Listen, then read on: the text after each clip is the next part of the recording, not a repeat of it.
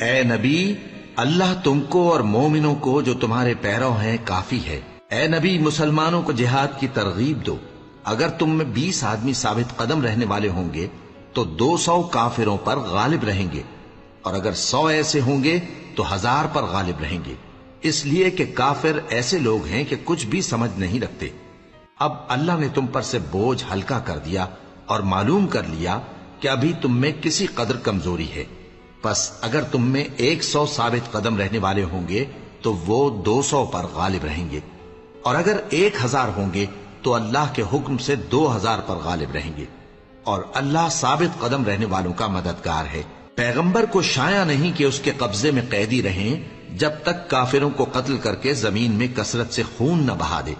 تم لوگ دنیا کے مال کے طالب ہو اور اللہ آخرت کی بھلائی چاہتا ہے، اور اللہ غالب ہے، حکمت والا ہے۔ اگر اللہ کا حکم پہلے نہ ہو چکا ہوتا تو جو فدیہ تم نے لیا ہے اس کے بدلے تم پر بڑا عذاب نازل ہوتا۔